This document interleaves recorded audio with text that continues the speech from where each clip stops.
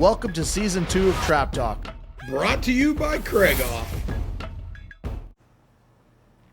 Welcome back to another episode of Trap Talk. I'm your host, Zach Nannini. We are live in the 2024 Grand American in the Trap Talk studio. Yep. We're loving using this studio. We're knocking out podcasts left and right. I've got my co-host, Richard Marshall Jr. here. What's up? We're having fun. Yep. What do you think, Rick? Well, we've been doing podcasts for days now. That's why we got the studio. That's what we got to do. And we've got five-time Sean Hawley on the show. Five-time episode. Sean Hawley on the show. Welcome back to the show, Sean. Thanks, guys. Thanks for having me. Beautiful facility you have here. I mean, first class all the way. Would expect nothing less. We're trying our best. We got to thank the sponsors for making it possible. I mean, they all helped us and believed in us and made it so that we can have this set up so people can watch. We can come in and do podcasts, and we can also document the great history of traps. So, That's right. That's great. That's Events that are going on at the Grand this year once everything gets rolling. It's going to be a good time. I'm looking forward to it. The AIM's going on right now, but I'm ready for Wednesday where we actually get to shoot a little bit on our own. Yep. So Sean, before we get into anything today, it's been a minute since we've been on the show. Just catch us up on how your shooting's been, what's new in your world, what's happening in Vernal. Just fill us in. Well, I mean, you weren't there, but of course Ricky was there. Oh, yeah, I was there. You were there. I weren't was you? there. Yeah. I'm pretty sure you shot pretty good there. Yeah, I shot. Yeah. I won a few things. Got beat by some kid in the overall by one. I know. What happened there? Yeah, It's those young eyes. You did teach him a lot about shooting, it happens. Did he give you any kickbacks? Yeah, I didn't get no percentages from the Debris family. No love. Zero. No love. That doesn't seem right, Rick. It doesn't. We would have to chat about that. Yeah. But no, we had the shoot in Vernal, and then I got to go and play and got to go shoot the Utah State shoot. And so I went to Spanish Fork and shot the Utah State shoot. And after that, we went to Wisconsin and Iowa, and now here we are. So you've been pretty packed with the shooting season. I mean, from what point of the year does it start, and then it get really heavy for you? Generally, I mean, I didn't go to the Spring Grand this year, but generally I would go to the Spring Grand or maybe another shoot somewhere in the spring, but it didn't work out this year, and so I don't shoot the Western Grand. I'm kind of busy. He's the one that runs the shoot. Yeah. Loading the traps, setting targets, making sure Stacy's doing her job. That is all not true. Stacy's the real boss. Yeah, Stacy's the one that controls Sean. Yeah. Now we got the full picture. It is the truth. So no, we work together real good, and it's it's a big job, and it's a solid. Well, that's a solid week, but it's way more than a week. Well, yeah, you're sun up to sundown because. Yeah. We'd like to partake in some adult beverages at the end of the day, and plus you have all the games. Yeah. And you're doing that, and that's the one great thing about Vernal for all you people that have not been there. Come to Vernal, guys. It's a great shoot, and not only can you shoot, like we go out early. Jody and I, and Tyler, every year. This year, Tyler got to go on his first fly fishing trip down the river. That was awesome. He loved it. He caught his first fish. I did catch the most fish out of everybody, though, in our little group. So that was good. Of course he did. Right? I did. Yeah. He's always. Jody did. I did one more. Hey, Jody caught the first fish, though, and I think she caught 2, Tyler caught 3, and I caught 4. But it was so fun. And that's the great aspect of coming out to Utah. It's beautiful. I mean, you're next to, like, Dinosaur, Colorado, right? Like, how far is that? Dinosaur's about 30 miles. Yeah, say 25, 30 miles. Yeah, something like that. So Not far. They've got there's some museums and stuff there that I remember seeing. Well, on the way there, you go past the Dinosaur National Monument. Yep. I've lived there for 17 years. I've never been there. Yeah. But they say it's wonderful. A lot of the guys that fly fish and lake fish, it's world-class kind of fishing. The Flaming Gorge. The Green River. I mean, and I can remember one of the greatest memories I ever had was I came to Vernal, and then it was Jerry and Christy Williams. They went out fly fishing, and Tom Buxman was going, and someone canceled last minute, and Tom asked gotta go me, in his spot. would you like to go with me and fly fish? And so I got to fish with Tom Buxman for the day. At Turbo, and it was the funnest thing and we were pulling out fish out of that thing, and the water was so clear you could see all the way to the bottom. And just these big fish. I'm like, I recommend if you're going to go and you can go a little bit early and you could schedule a fishing trip or go see some stuff around that area. Listen, it's beautiful countryside. It is. The fly fishing up there, we went out of I think it was the Flaming Gorge Lodge that we used. And for 2 boats and 3 of us, it's usually 2 boats, 2 in each boat, but it was just me. And I told my guide, I said, I really don't care if I catch 8 fish, but I want that boy to catch the other guy. The other guy's like, I got him. I said, he's never done it. And he loved it. And I said, I think it was around 12 to, it might have been $1,500 with tip, I think is what it was total. And best money I've spent on any vacation deal, because you're on that river. And the water was running fast this year, of course. Yeah. When it's running slow, it's a little better. But it was great. Just the scenery. You can kick back and just check, and you're just like, wow. That's beautiful. It is. It's one of the top 5 or 6 rivers for fly fishing in the world. It's world class.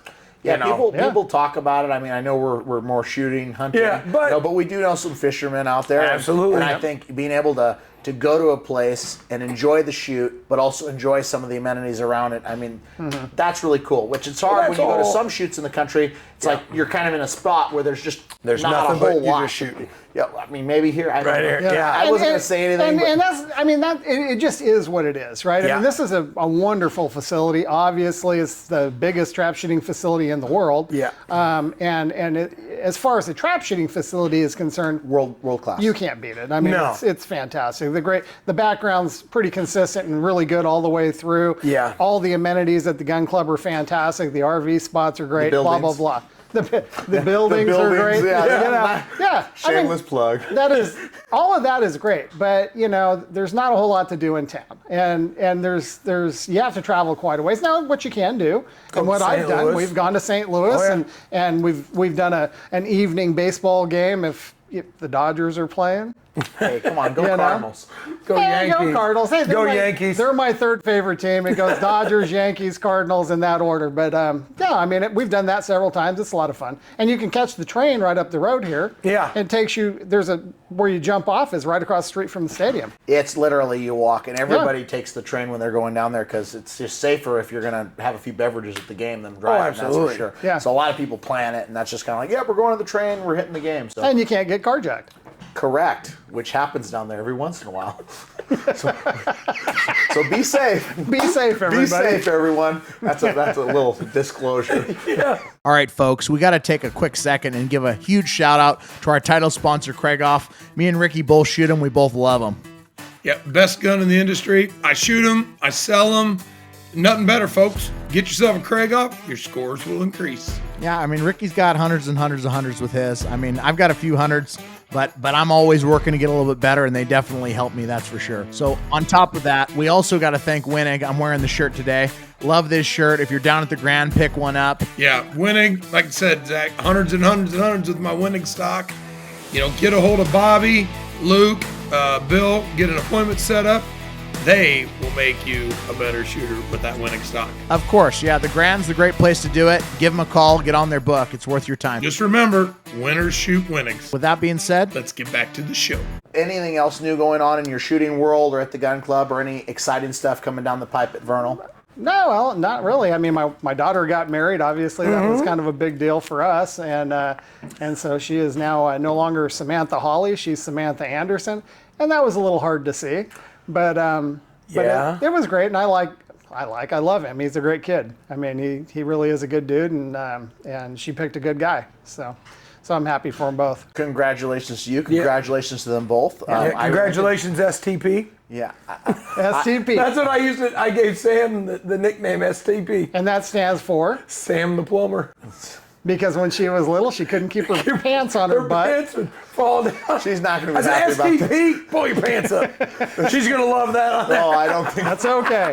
That's okay. You leave it in there. Yeah, that's right. We got the authority of Papa Sean. It's just amazing how quick the time goes by, because I could remember when I don't know if I was a sub-junior or a junior. I mean, just going into the junior category.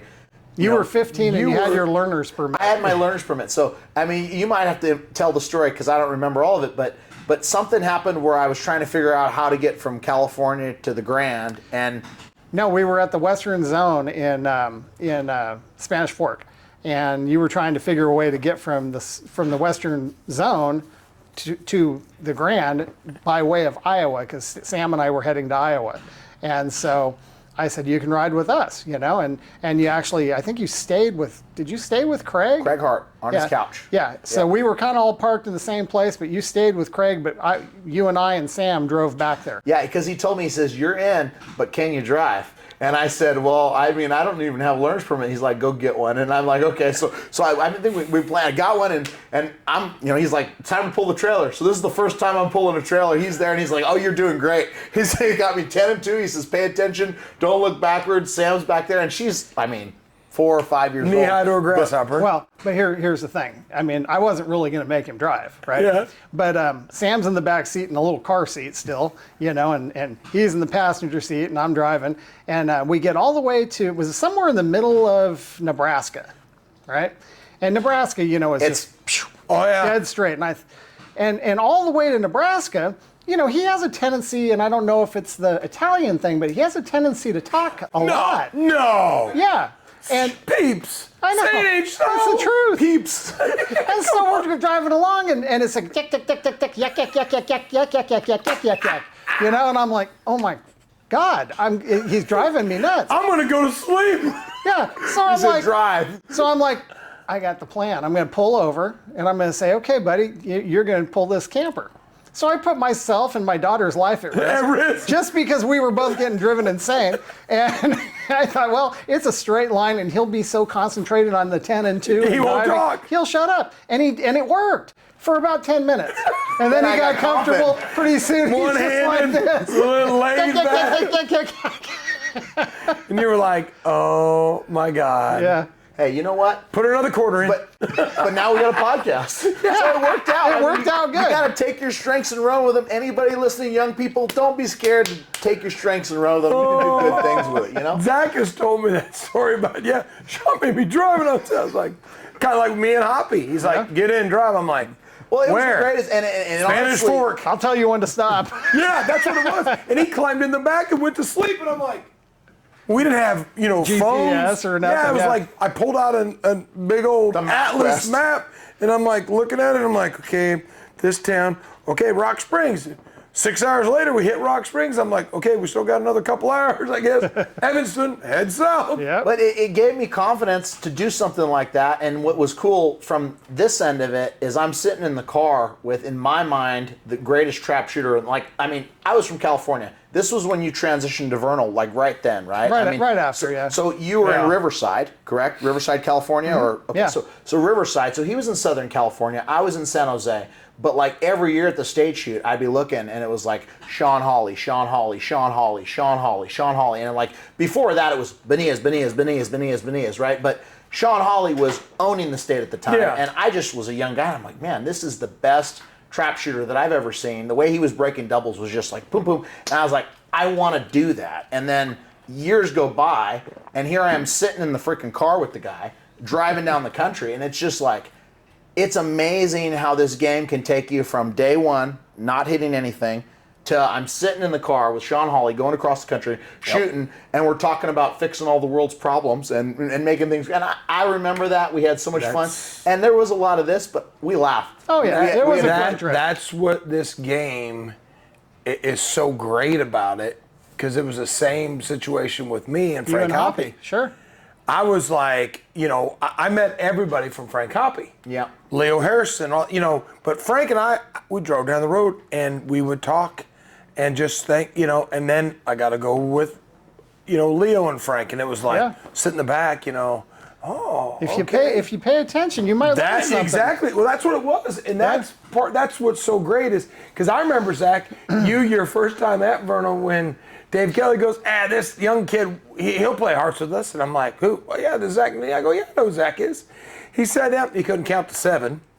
1, 2, 5. My mom taught me to count to 5 because that's how many targets we shoot. Oh, he's making this stuff up. You couldn't count to 7 though. Could you do the score sheet with hearts? No. I did mess up the score sheet the first time, but I didn't understand. Jerry Parr the- said we need to take that away. I didn't understand the balancing out the quarters because they're And now gambling. he does more money. Well, hey, Oh, Now he's your financial advisor. yeah. You know what? Great choice. just shows you can He change used in his advance if strengths, you work yes. hard, people. Keep working, You go from there to Go here. to school. Go to school. Go to good college. But That's right. All right, folks, we got to take another quick break and thank some more sponsors. We've got Game Masters. Ricky, you're our guy over there, right? Yep, I sell every gun you can imagine. We've got a ton of Krieghoffs, every other brand available.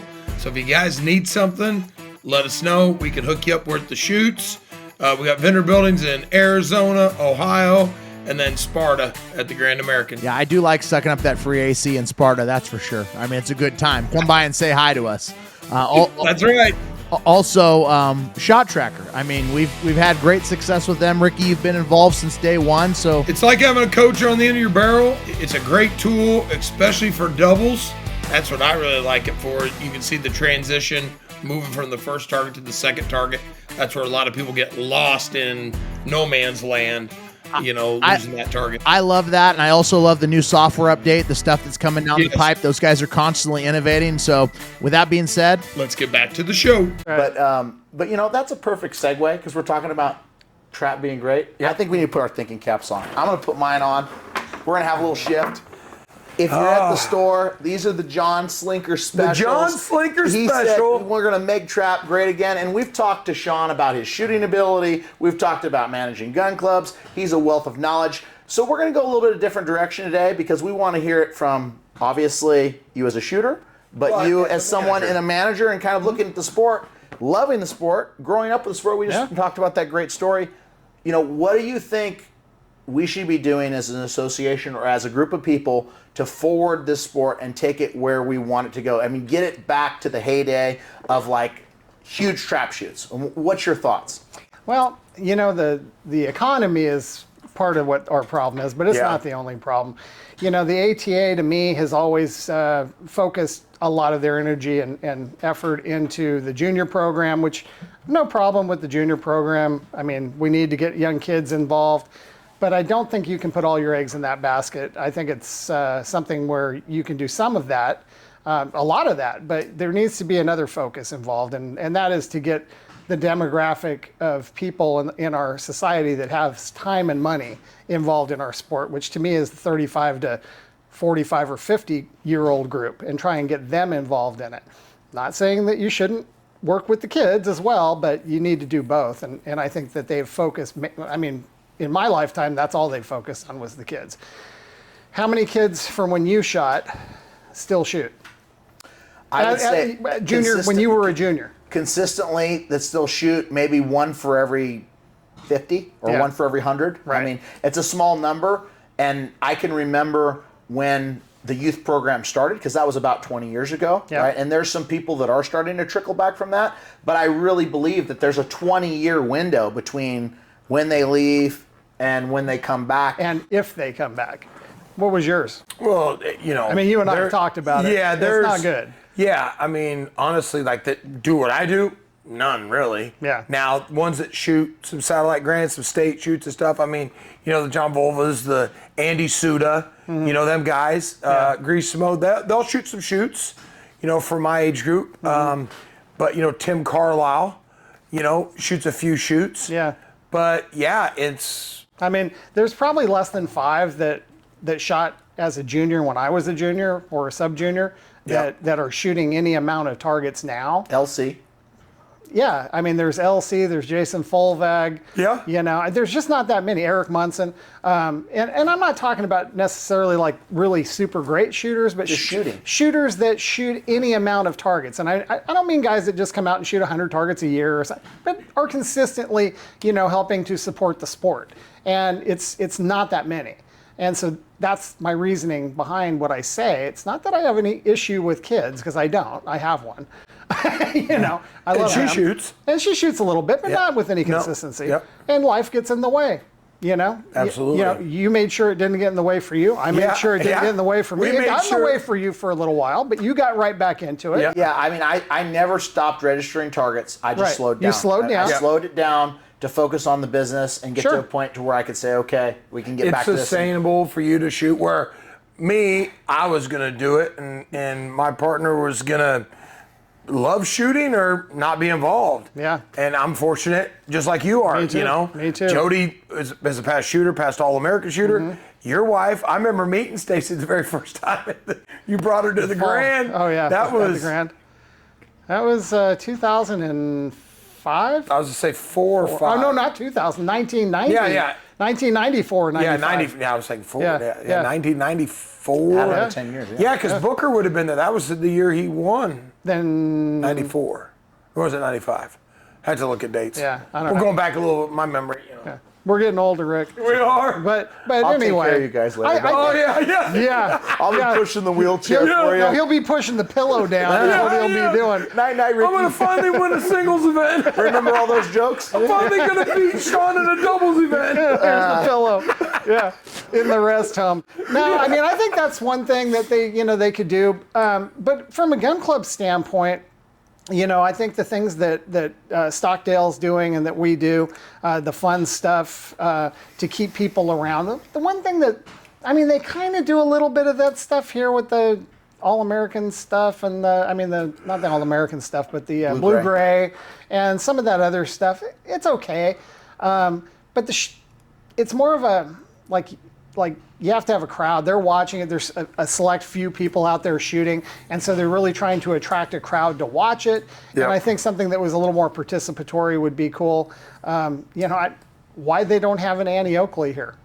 A fun game kind of thing that everybody can get involved in. I think they would shock themselves with how many people would do it. Targets in the air and people around having a good time. The thing that's nice about those kind of things is it's not necessarily, as you know, not necessarily the best shooter. No. Not necessarily the best trap shooter that's going to win it. Yep. And again, trying to figure out a way for these, C and B class shooters or these 20, 22-yard shooters to participate and feel good about themselves and feel good about the scores, even if they're not winning scores, they're out there having fun, feeling good about the scores they're breaking. Anything you can do to do that, I think, is what the game needs. Yeah. As far as that goes. Now, we talk about from the ATA side, and I don't know what the numbers are, but I know the ATA has some money in the bank, quite a bit from what I've heard. But why do we not have added money being pumped into this thing through the ATA? Just take some out, put it in for the Grand, put it into the satellite Grands. Maybe that would draw some shooters in. But it needs to we be used to have the added money in it used to be called the Budweiser handicap, which is now the prelim handicap. Yep. 15,000, I think. I think it was more than that. Well, you broke 100 in it the one year in Vandalia. 99. Yeah. I had a 99. You had 99? He remembers. I remember, believe me. I missed the 50th target, and then I lost the shoot-off. So, yeah, I remember it well. But it was... Didn't mean to bring up some bad blood. Sorry about that. I thought you had like that. Who'd you shoot off against? I shot off with Frank Hoppy and Leo. And it was a missing out shoot-off. Yes. And so Budweiser had wanted to do this missing. They only did it 2 years. Yep. And that was the first year. And so, we break 99s. And, I'm this young kid, and I think I was 21 or 22 years old maybe. I don't have 2 nickels to rub together, It's all I can do to come up with a $250 to play all the money in the handicap, And I'm like, I'm sweating bullets because I don't have a lot. And sure enough, I get down to that 50th target, and this little thought goes through my mind. This is where the mind is a terrible thing. Yep. And I go, man, if I can break this 50, 50s are paying about 250. I'll get my money I'll back. cover my entry fee loss. Like, you dummy, So I said a few other things too, but I ran the back 50, and I was pretty sure there'd be 100 because it was a nice day. Yeah. And I go up to the old board. They didn't have TV monitors and all that stuff, So I go up to the board, and I'm looking. I see Frank. He was the first one up there. He had a 99. He ran. I think he ran. He either missed one on the first trap and ran the back 75, or Leo did, because one of them ran the back 75, one of them ran the front front 75. And so anyway, and I had the $49.50. So they both made more money than I did. Well, yeah, the mismatch. Yeah. They got the double 50s. You got the double. Yeah, They got double 50s, and I only got you one. had 249. So anyway, Bad day for Sean. it wasn't a bad day. It was like almost 12 grand. It was Yeah, pretty good in 1991. And so anyway, pretty good right now, actually. Good luck even making that now. But so they have this missing out shoot off in Frank's first. And he goes up there. And of course, the grandstands are full of people. And he gets up there and pole bang loss. Crowd's like, ooh. And then Leo walks up there and pole bang, he hits his. And I walk up there and pole bang, I hit mine. And bye-bye, Frank. You know? And so then Leo and I are going back and forth. And everybody started on post 1. And we shot 5 targets on post 1. And you moved to post 2. And it was back and forth, back and forth. And so about the, 15th target or something like that, Leo walks up there and pole bang loss. And the crowd, I never felt wind like that at the Grand. The crowd was behind us and they all went, and you could just feel the wind just blow by me. And I was like, oh my God. And I walked up there and I just choked all over myself and missed the next target. And you could hear the wind come this way because they're like,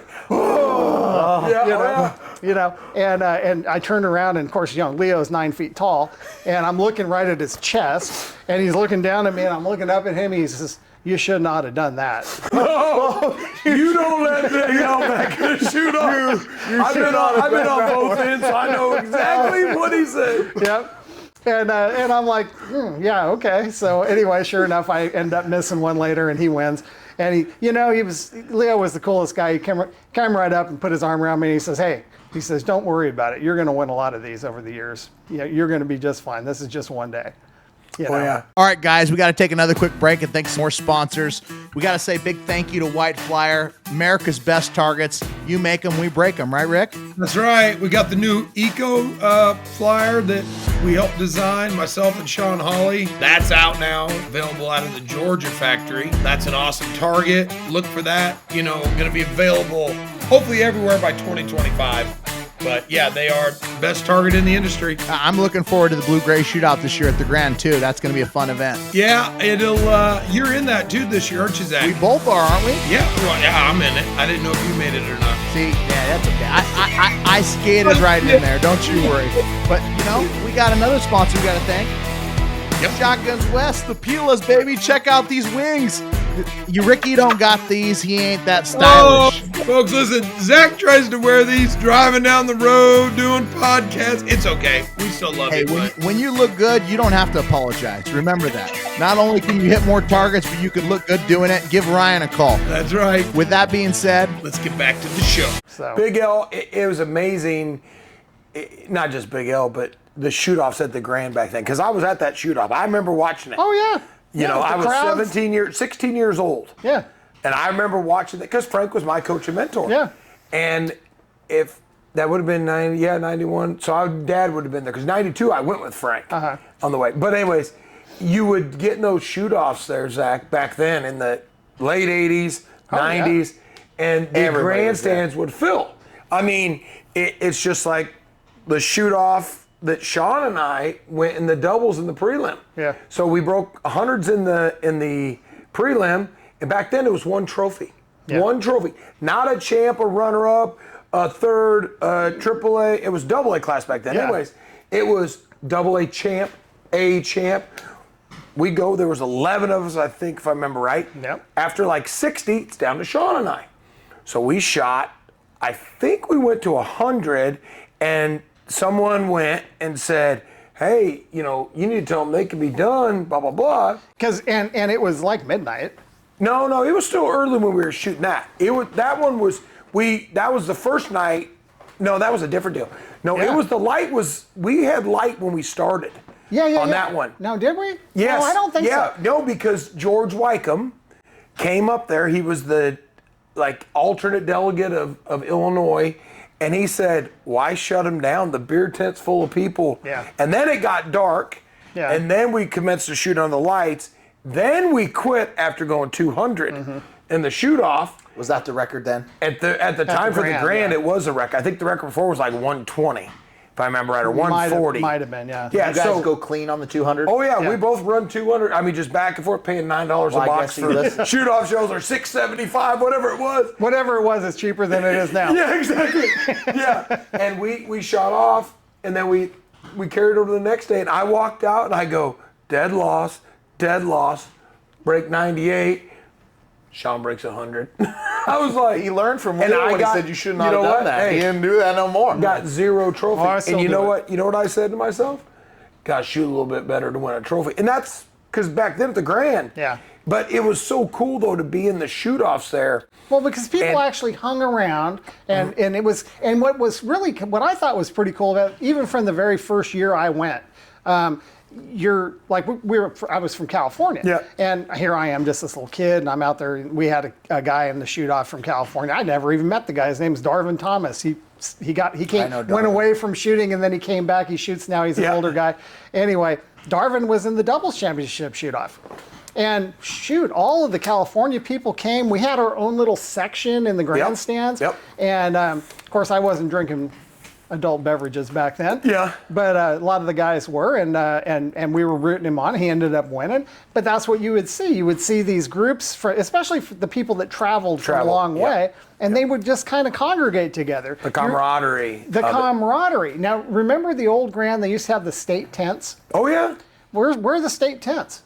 I mean, we need to have a Wisconsin tent and an Iowa tent and a Utah tent and Nebraska tent. All that. Yeah. Yep. And because it was something for people, they could come over and do that. And they'd have barbecue and they'd have this and that, and it was the camaraderie. Now we have the Dave Mansell tent.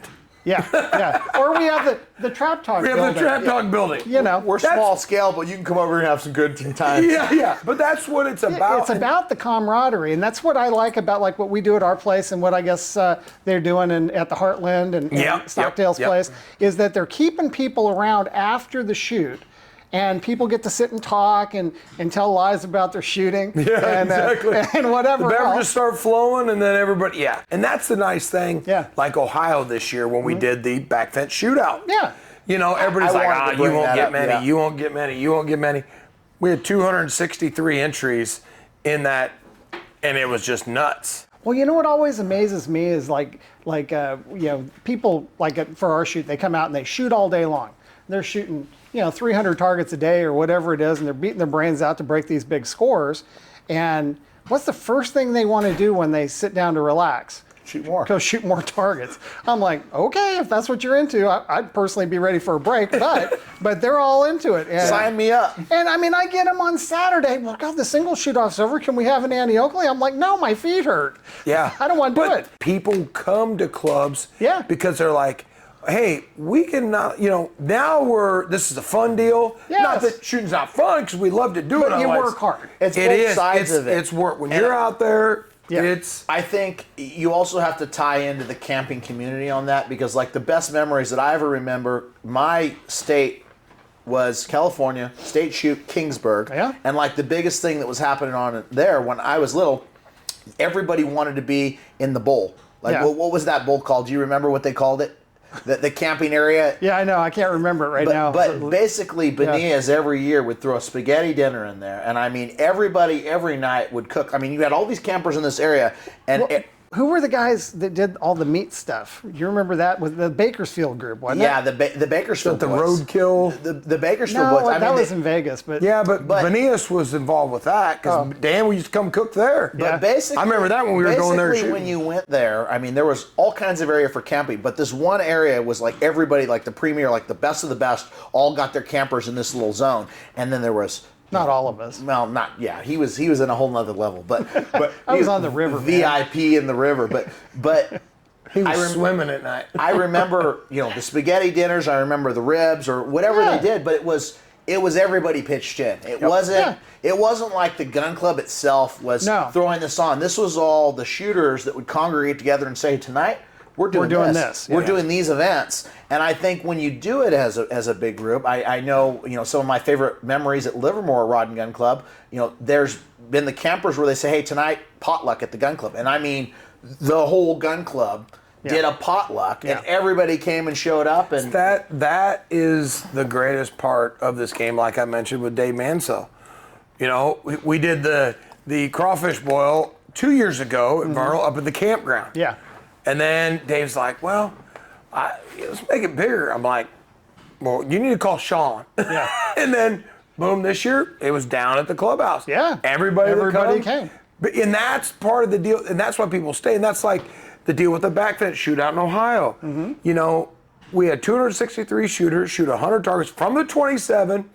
We gave away all these prizes and stuff that, you know, that Joey was the brains behind everything. He was did the everything. force on that. We just jumped on the bandwagon. We promoted it. But we promoted it. Yeah. And they did, you know, White Flyer sponsored a pork dinner. It's pulled pork that Tuff's dad did. They had the cookout. We had and the leather people bags stayed- that were given away with the Lewises. Yep. you Gold, know, the gun and trophy stuff. We had the gold coin giveaway. You know, Beretta gave away a DT11. It was a big deal, but a lot A of people were $12,000 like, gun. Of course, Yeah. Dagan Voigtman won that. Well, you He know. wins everything. He does. You know. he's amazing. But at the end of the day, there was a lot of people that were like, oh, for $200 to shoot 100 targets, nobody's going to do this. Yeah. But there was the one guy that said, oh, I shot it, and he broke a 77. And 78. 78. And he 70 won, was tied with another guy for the bottom Lewis. They got like $1,800 a piece, and he was like, He was like, I'll do this. Yeah. I mean, he That'll said, take the sting out of a 78. well, Were they registered targets? No, or No, non-registered. all non-registered, Yeah. because that's the only way you can make everybody shoot from the 27. everybody shot Sure. from Oh, the yeah. 27. Girl, that young girl that made the final 6, she broke a 69. Yeah. 9 was the number. Yeah. She goes out there, she run 20 straight. And she shoot off her gun. It was her and Dagan and one other guy, and this girl's like And then- never well, there been was in a another trap of 3, never but been 6 in a total. shoot off ever, from what I heard, and Yeah. like 69, and here she is with the best Smoking shooter. out That 20 broke in a row. 99 in When the it- event. When it came to the yeah. gun, she's up there. Dagan, he broke 99 that day. She's 69. She's hitting him just as hard as him, going through all the way to the. She made it down to what, top 3? There was top 6. Top 6. The So- top 3 was Will Brand, Jeff Prigge, Oh, really? and Dagan. Oh, okay. And Prigge in the final round, Prigge had missed a few.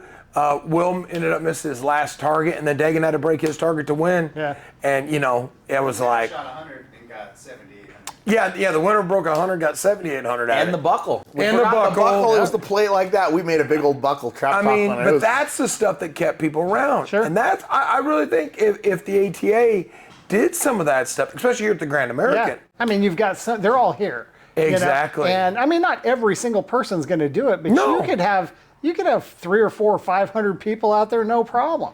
You know, but someone's got to be the guy that or the gal head of that it. that heads the thing up and gets the stuff organized. And All right, Trap Talk listeners, let's take a couple seconds and thank a couple more sponsors. First of all, Remington's been with us since day one. I've been shooting these shells since 2007. I shoot the Nitro 27 from the 27-yard line, ounce and eighth, 7.5, and STS ounce and eighth 8s for singles and doubles. They've worked great for me, as they do a lot of top shooters all around the country. Give them a try. Don't forget the gun club line when you're practicing and you're wanting to save a little bit of money. We'd also like to thank another sponsor, Outlaw Engineering. Randy Freston, R2. I've known Randy since 1988. They do engineering, surveying, drafting, GIS, civil, structural, land development, wetland permitting. They do And it they're all. friends of trap You know, shooters. I mean, they're a trap shooting family. They've been in the ATA forever. His dad's been involved. They're involved. They're a beautiful family. They're great people. And we just love that they listen to Yep. the show, and we love that they support Trap Talk. Yeah, his dad was past president in 1989. So I really want to thank those guys for the support. I really appreciate it here at Trap With Talk. that being said, Let's get back to the show. I think the biggest barrier can be like it's same old business as usual, right? We're not always saying, hey, how do we change this and how do we look at this in a different light? Yeah. We're saying, you know what did we do and what are we doing? And I Right. think whenever you're doing the what did we do and what are we doing, you fall into the habit of creation of what it is. I mean, and I'm on the board of directors at the MTA, and I'm guilty of this. Sometimes, we're not making big adjustments to the program because we look at it. It looks like we did last year. We approve it. We put it out again, right? And sometimes it's a little bit easier to just, hey, we're just gonna Cookie cutter. Yeah, we're gonna cookie Yeah. cutter this because at the end of the day, and I got to give some grace here. Most of these people are volunteering. Most of Absolutely. these people are not. They're not in a paid It's position. not a paid position. They're not saying, "Hey, we're making millions of dollars to go run this trap shoot." Right? Absolutely. They're volunteering their time. Yeah. They've got a whole other life, and it's like, okay, well, who's going to put together this shoot, and who's going to do this? And you have these people that care about it. But as you know, as a high-level competitor, it's very, very hard to do both. You know, I'm going to run a shoot, and then I'm going to run and it hurt as a MTA board member. The Missouri State shoot is probably one of my hardest shoots a year because it's like you're thinking. It's hard to separate. You separate. You know, you're thinking about this, he's and then coming up with an excuse now. Is it viable? It is actually kind of legitimate. Is it viable? Yeah, it is. It is viable.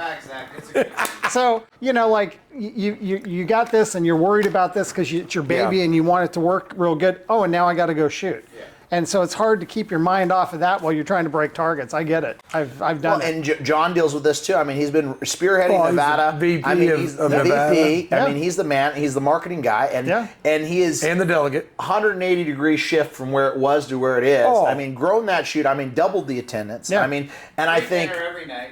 It's free dinner, free drinks. Poker tournaments. It's a lot of fun. I've heard. I mean, I really, really, really want to go. And now he wants to go. We got no room on the squad for him though. I'm kicked off. They booed me, Sean. We can go, huh? Yeah, we can go. Sure. I got You don't want to shoot with him. I've shot with him. I know. I'm sorry. I'm not worried about it. No, there's just a lot of stuff that you could do. And you know, like for instance, Dave Manziel. You know, he comes up to me and he says, "Hey, Sean," he says, "I want to do this crawfish boil." He says, "Would that be okay?" Well, why wouldn't it be? Okay, I said, you're going to deal with this, right? You're going to take care of it? You don't want me to cook these? I've already got a lot on my plate. And he goes, no, I'll take care of everything. Yeah. I got it. Well, why wouldn't I? What's he doing? He's making my shoot better. Better. You know? And so I think that can be I think gun club people need to understand that. There's folks out there that are willing, that want to help and make your shoot better. Don't say no just out of hand. Yeah. Think about it and say, is this going to make the shoot better? Is this going to make our customers happier, feel more welcome?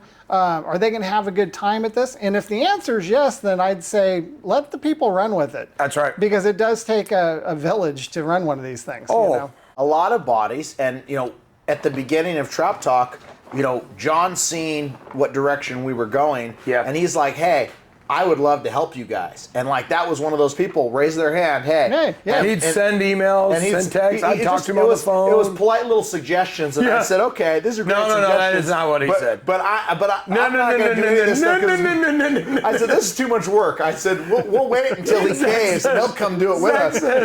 Zach says, why? I said, Zach, listen.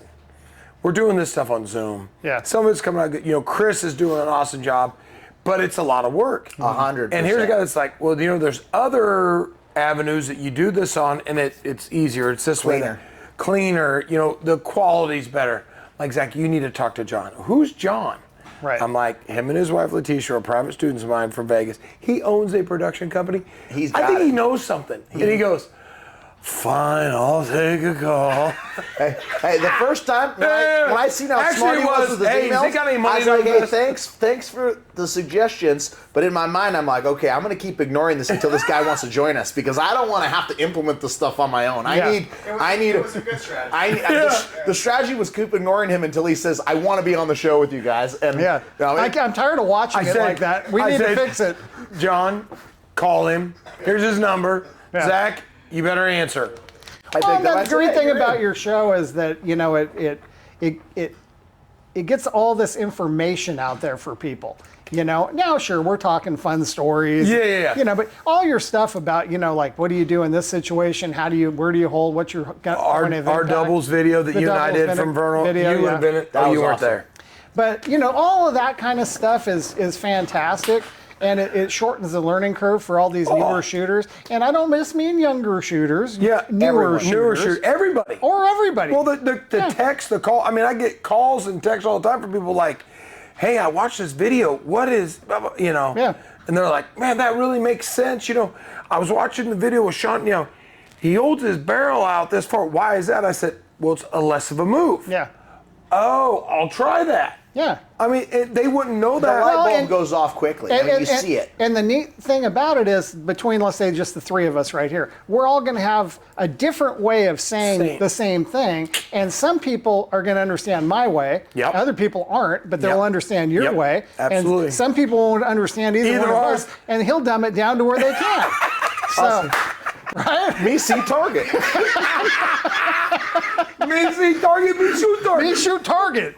Hey, you know, honestly, I think I'm more of one of the layered minds when it comes to this stuff. I don't think so. There's some. It goes marble, ding, pole. I wish it was that way. It's like it's working up there. Yeah. Well, You know we're just giving you crap. yeah, we just joke with you, Zach. You're You a heck of a got shooter. to have some entertainment. I guarantee I got a couple laughs with that BC target. They like that. We need to get a shirt, John. You got to be Me humble see enough to target, promise. me shoot target. I think that is a shirt. that is a shirt. Me see target, me shoot target.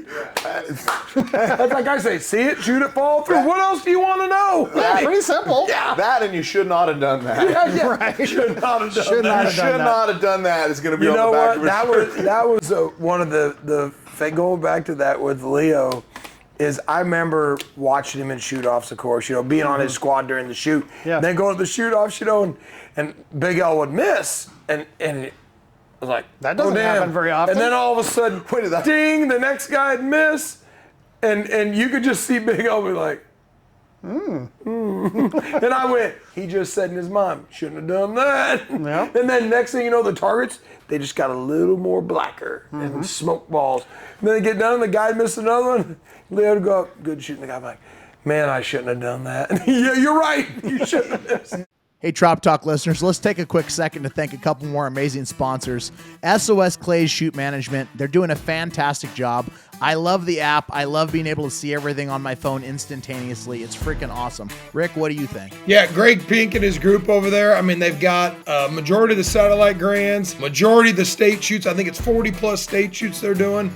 But the app, honestly, we were doing a little beta testing with that at the Spring Grand. It's awesome. You can see your squad if they paid. You can see your options, your payouts. The whole works at your fingertips. Great deal. They're just Ricky killing knew how it much over there. money he made before he even got off the line. He was like, hey, I'm buying lunch. I'm like, yeah, good job. We're good to go. That's We right. also got gun and trophy insurance. I mean, they're the best in the business. I know they're great price. Ricky, you're familiar with them, right? Yeah, Cole and Larry Cushman been long-time supporters of myself, and I've been a supporter of them, and especially with my college team.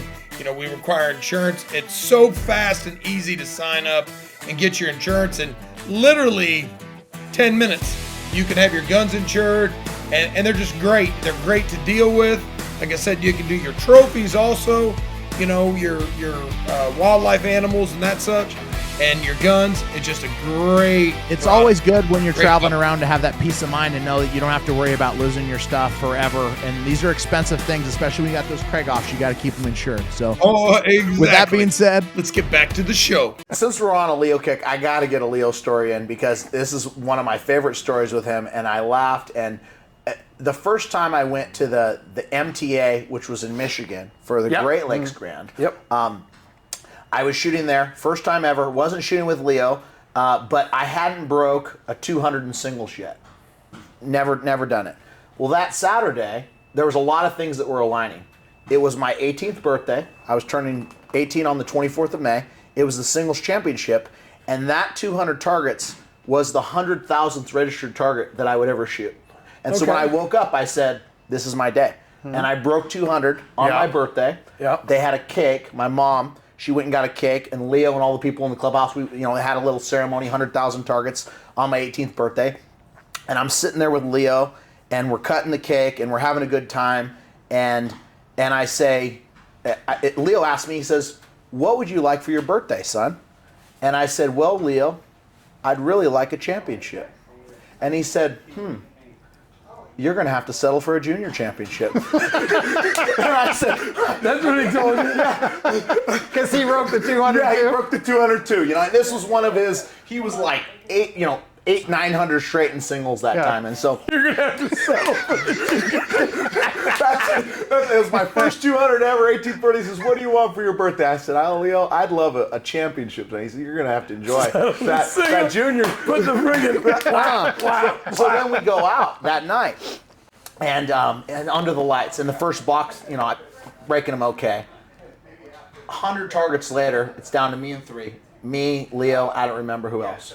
After 150 targets, it's me and Leo. So it's just me and Leo. Now, at this time, he has this gigantic chair, that big, the that big old okay? chair. And for whatever reason, I think he was getting hungry or whatever. He had ordered these big pizzas, and the delivery guy bought the pizzas to the line. I mean, a Carl or whatever brought them there, and he was taking the pizza slice. He was folding them in half, and in between boxes, he says, "Hey, you want some pizza?" And I'm like, "Big hell no!" I'm ready to shoot. Yeah, I'm ready to throw up because I'm shooting off with Leo. I'm looking up, and I'm like, he's so big, and I'm looking up at him, and he's up here, and I'm just like, oh my god, And in this last box, I miss after 175 birds. I miss one, and the whole time that box, I just started to realize how much harder he's hitting them than any human being. Like it was like a lightning bolt was coming down from the sky and hitting these targets out of the house, and I'm like, how does he hit them that hard? And it literally mesmerized me to the point where I lost, didn't pay attention, and I missed a target. He gets done, he says, "Hey," he says, "Happy birthday." That was one hell of a shoot off. He says, "You did a good job." He put his hand around me. He said, "I was honored to shoot with you," and he just made you feel so good about yourself. I mean, it was just it was a great experience in my life. But he was a competitor. Oh yeah. He was going. But there he was to a win. class act. He was. There is, and this is just my opinion. I was fortunate to shoot a lot of targets with Big L. There wasn't a nicer trap shooter of his ability ever. Well, there was not a trap shooter of his ability. No, exactly. And he happened to be a great guy too. Yeah, that was the thing. Yeah. I mean, people, you've got a lot of records. I've got a lot of records. You've won a lot of stuff. I've won a lot of stuff. We've done stuff Leo's never done. And people will be like, who's the greatest trap shooter? Leo Harrison III. No doubt. He's the GOAT. I mean, in my opinion, I've witnessed it firsthand. Michigan, where he broke 100 handicap in a downpour, and I was 10 targets ahead of him in the overall. And we go out and shoot, and I broke a 90 in the downpour. And the last 25, the rain quit, and he left his raincoat on. He goes, "I ain't taking it off until I miss." I'm not kidding you. He took it off. He was wetter on the inside. It was so hot. From the sweat, yeah. It was so hot. Yeah. And people watched and they were like, and I got chills. He smoke balled 100 handicap. And I'm going like, I'm struggling to see these things. Yeah. And he had thicker glasses than anybody, Yeah, Coke bottles. But he would die. I mean, he'd lay that gun in there and just whack. And these targets. But that same shoot is the shoot that he was shooting Challenger shells then, and I was shooting Federal Papers. Mm-hmm. And he's like, "Let me shoot some of them Federal Papers." I said, "Sure." I give him 5. I take 5 of his Challengers. Now, Leo always shot a 40,000th choke, That's tight. Oh, yeah. And in that DT-10 that was the DT-10 he was shooting then. He didn't shoot the 11. Could have even been the ASE 90 he shot. But anyways, we're shooting, and I'm chipping these targets. I'm like, ting! I'm like, what the heck? Ting! They're breaking. Leo's whack. Whack. Woof. Loss. He misses one. And I went, and I looked over, because I always let off each shot on 2. We were on like post, I think I was on 3, he was on 4. And I looked over at him, and he looked at that shell. And we got done, and he looked over at me, and I said, "Apparently that gun didn't know what good shells was." Laughing, and he's like, Well, then the next day we shot the doubles, and boom, well, I'm up on him by 10 targets over, and he caught back up. Well, we go to shoot off. Storm comes in. Carla wanted to go shoe shopping. Leo's like, "We flipping?" I'm like, "Not for a satellite grand championship. I mean, we can wait it out." He goes, "Well, you win. I got to go shoe shopping." And then that next year, he showed up. He had them big purple. Remember them purple and white Nikes? I remember those things. He was wearing. High tops. Yeah, they were the big purple ones. and white. Purple? Oh, I missed those. Oh, yeah. Wow. It was great. But it was just such an honor to shoot off against him, shoot with him. Oh, yeah. Just because it was cool as a kid. Like you talk about being able to shoot off on your 18th birthday. That was the greatest memory of my trap. I mean, yeah, I remember all my stuff was with Frank Hoppy, Tom Buxman, and Leo. Yeah. And it was cool. And then, of course, shooting the Grand with Brett and stuff. But it was just, you look back and you think back of all the stories. I mean, we could do an episode for 20 hours straight on stories of shooting with different people and great shooters. Yeah, the only problem, there'd be so much cursing. There would be. You know, I mean, We have to do that at the bar episode. Yeah. We need a bar episode. We're gonna have a bar episode, folks. You're not Adults seeing it, but only. we do have a bar back there. It's got a Trap Talk logo behind it, allegedly. But it's a fun Allegedly. It's a fun time. But when we're talking about how we can make the sport better, just the memories, right? I mean, just the creating, the environment. It is. It's get the environment right. That's right. It can't be too sterile. Look at when we were younger. Yeah. I mean, we were competitors, but at night we all did stuff together. Oh, yeah. Oh, yeah. We can't talk about a lot of it, but we did a lot of fun stuff. I mean, there was never animosity. You beat me in a shoot-off. As soon as we shook hands, it was over. And then it was, let's have a beer or let's go to dinner. And that's how it should be. It totally should be. I think that's how it should be in the standard, but I do feel like there's some people that have some animosity at some level. That I've seen it, and it's just one of those things where you have to check those emotions at the door. Just because someone beats you, you can't go on. Listen, you're gonna win. You're gonna win a lot less shoot-offs than you're gonna lose. Okay, you're gonna lose a lot more. And which one is it, Rick? Well, you're gonna lose a lot more shoot-offs than win. Sorry, it's okay. My mind's off. We've had a lot of stuff going on this week so far. He's been working. Yeah, you are. You're gonna lose way more than you're gonna win. So you might as well. You have to be able to be a good loser. That's not the right word, but it is a gracious loser. A gracious loser to be a good winner. But if you really want to be like Leo, he was a gracious winner. You need to be a gracious winner also. Because there's both sides of that. Oh, I mean, you could be the guy that's winning everything, and if you don't handle that right, I mean, that's no as good bad either. or worse. That's one of those things Just stay that humble. we were all fortunate growing up. We grew up with some good mentors. Oh yeah. Well, you watch. What does Leo do? What does Jimmy do? What does Frank do? How do they act? That's right. And I mean, I paid attention to that absolutely. stuff. And maybe the newer generation doesn't as much. I don't know, but All right, folks, let's take a quick second and thank some brand new incoming sponsors of the show. These are personal friends of mine, fellow clay shooters, and lovers of the outdoors, Rick and Carla Burke at 73 Pointers Ranch. Rick, tell them what we're doing. Well, we're doing a giveaway at the Grand American. So they've graciously donated a one-person hunt for, I think it's, 18 quail or 12 chucker or 8 pheasants. Your choice, guide and dog. We've got dinner, overnight, lodging, breakfast. So yeah, I think it's going to be a great giveaway. It's a great thing. It's valued at like $1,500. You can obviously bring a guest if you'd like, but it's about an hour out of St. Louis Airport. And if you're lucky, maybe me and Rick will go out there with you and do some bird hunting, because this is an awesome place. It's a great time. And if you're local to this area, it's not that far out of the city. So you can be in the office and then be hunting in the afternoon. So they're great, great people, and they love this show. So we really, really appreciate the love and support. Yeah, we'd like to thank Rick and Carla. We really appreciate that. Also, we've got Mid-State Precious Metals, Ron Prescott. He's a great guy for all your gold and silver needs. Ricky, tell them about our friend. Yeah, Ron, he graciously donated a 10-ounce silver bar to our live in-person podcast in Tucson. And, he has everything. I bought a bunch of silver from him.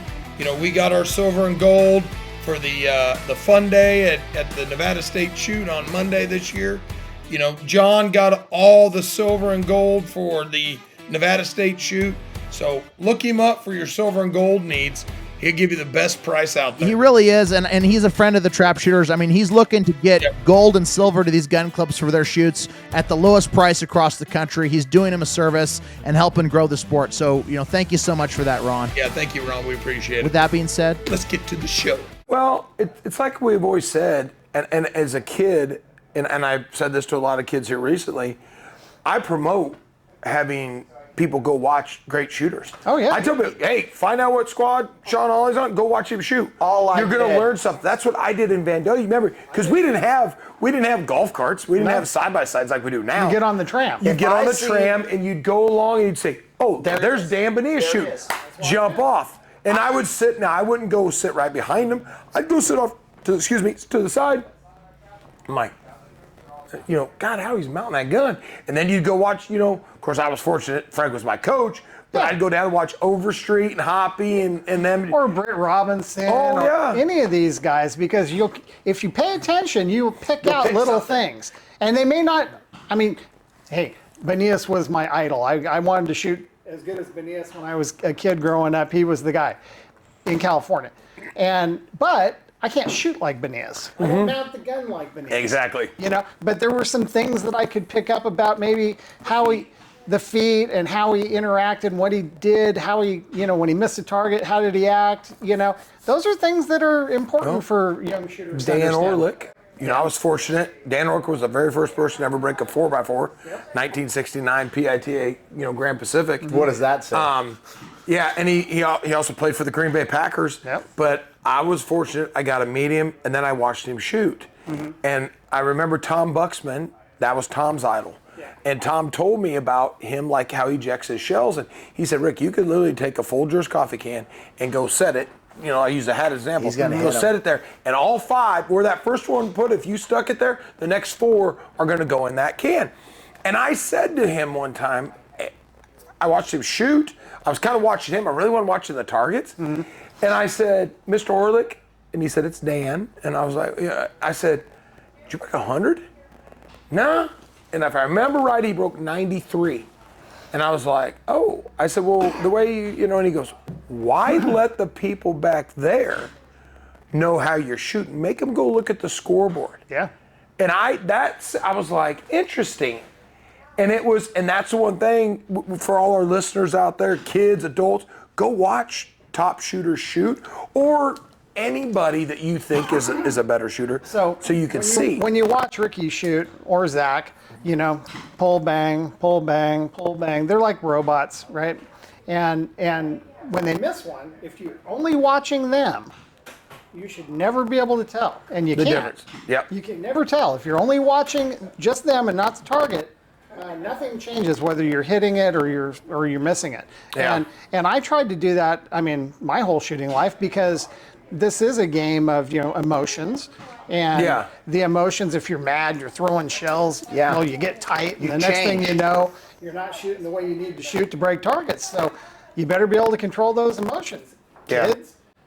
No, it is. And that's the true thing. That's the one thing that we got to really make the sport better and just help out. I mean, people come up. That's what I always tell people. Hey, you see me, come up and say hi. Yeah. That was fortunate. That was a cool thing with Frank and Leo and Brent Robinson. Yeah. You could go up and talk to them. And you still can. Jimmy Heller. I remember seeing J-Bone. No. That's his nickname. I was called him J-Bone. A lot of people, and I know I was when I was a kid, I didn't want to just walk up and talk to Dan Benias. Are you kidding me? But you know what? I mean, why not? Yeah. What are they going to do, bite your head off? I mean, any kid could walk up to you or me or whoever, and you're going to be a gentleman, and you're going to tell them what you think, how to help them, whatever they need to know. My squad gets a little pissed at me at times when someone will come up and I'll talk to them.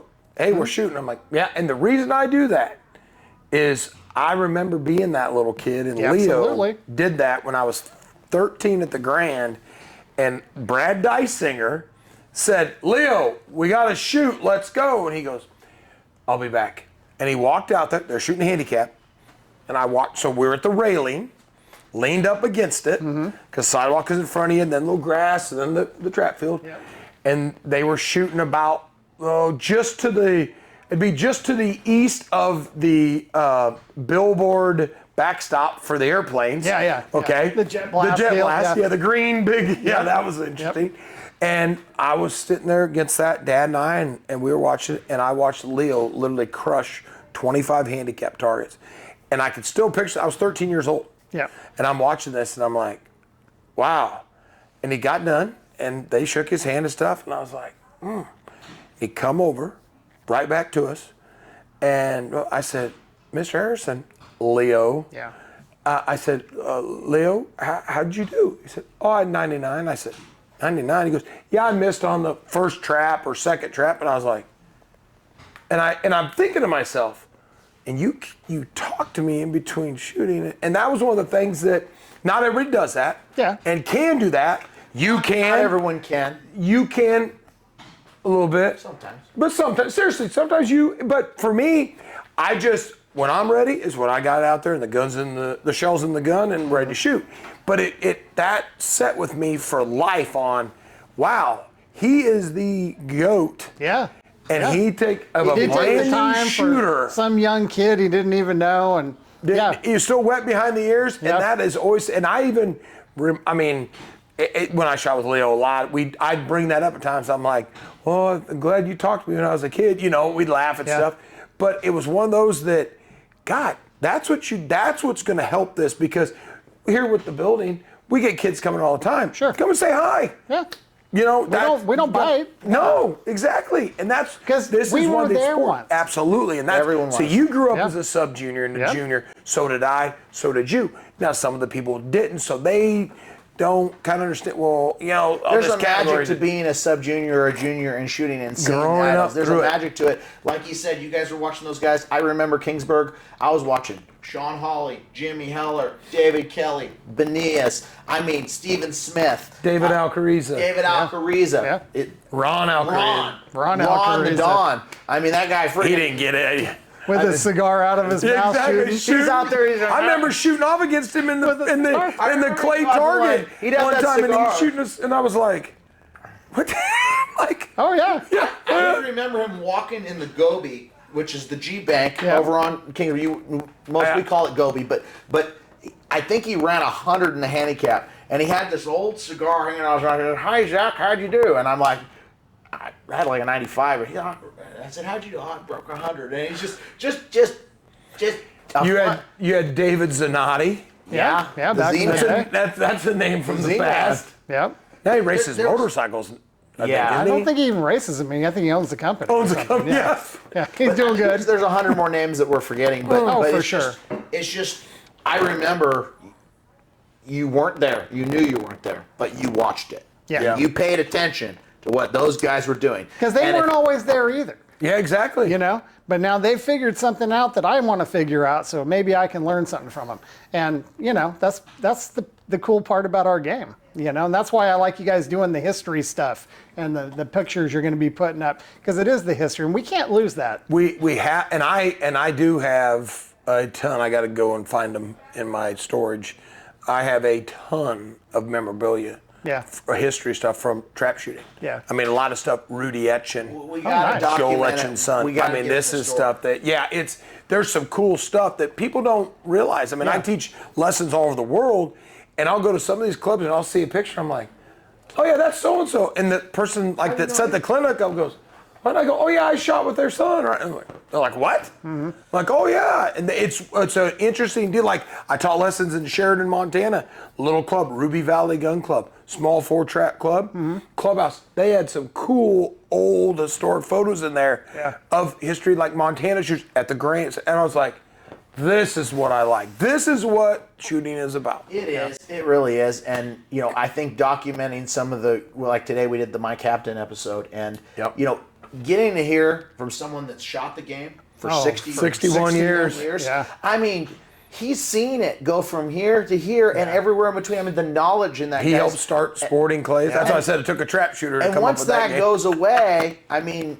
you don't have it anymore. No. Well, and that's what's great about you guys getting those guys in here and getting them talking and whatnot, because once it's gone, it's gone. Yeah. You know, and we got to get it documented now. Well, just think of if Frank was still alive and Leo, Those and we were doing episodes, this. I mean, Amazing. Larry Bumstead, Yeah. you know, is passed, and you know, Gerald Christman, some Yeah. names from the past that were huge in the industry. Yep. So yeah, we're going to do a good job of keeping and getting as many as we That's can. our We're going plan. to focus on it. You know, we need your guys' help. If you know the great shooters, you know, send us ideas, email them to John. You know, if you got contact, because some of these old greats aren't even around here anymore. I mean, the Britt Robinson thing we did was fantastic, but it took several shooters.